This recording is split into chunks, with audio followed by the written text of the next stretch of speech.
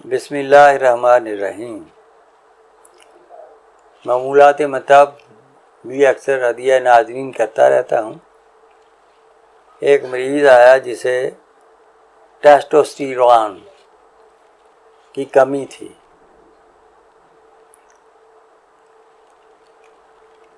بہت علاج معالجہ کے بعد جو ہے وہ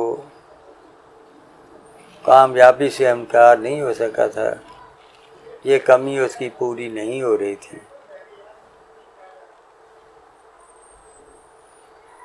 کہ اب کسی نے آپ کا بتایا ہے تو اس لیے میں آپ کے پاس حاضر ہوا ہوں۔ تو میں نے اس کی جو نبض دیکھی ضیق تھی، طویل تھی، درمیان میں تھی۔ تو ایسی نبض غدی عضلاتی تحریک کی نشاندہی کرتی ہے۔ یا غدی عضلاتی نبض کی نشاندہی ہو گئی، مرض پہچان لیا گیا، تو پھر بندہ نے جو اس کا علاج کیا بہت سادہ علاج تھا، تو اللہ کے لطف و کرم سے اسے بہت فائدہ ہوا۔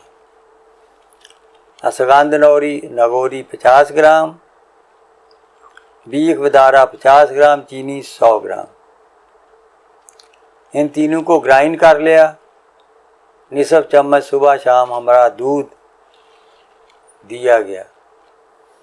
غذا میں ناشتے میں مکھن، بادام اور دودھ استعمال کیا گیا۔ سالن میں کدو، ٹنڈے، گھیا توری، مولی، گاجر، چھلجوں، مونگی کی دال، چھوٹا گوشت اگر ان میں ملانا ہو تو ملایا جا سکتا ہے، کیلا نہیں کھایا جا سکتا۔ اس میں جو مسالے ڈالے گئے ہیں، کالی مرچ، ہلدی، ادرک، لہسن، دھنیا، زیرہ، سفید نمک، دیسی گھی میں پکانے کی تاکید کی گئی۔ پھلوں میں سے سردہ، گرما، امرود، خربوزہ، پپیتا، ناشپاتی، انار، انگور، یہ پھل تجویز کیے گئے۔ تو اللہ کے لطف و کرم سے 1 ماہ کی دعائی کے بعد ٹیسٹ کرایا گیا، تو پہلے سے کافی مقدار میں جو ہے وہ ٹیسٹوسٹیرون کی مقدار بڑھ گئی، اور 3 مہینے یہ علاج رکھا گیا جاری۔ اس کے بعد ماشاءاللہ اس کی رپورٹ نارمل ہو گئی، اور مریض جو ہے وہ خوشی لوٹ گیا۔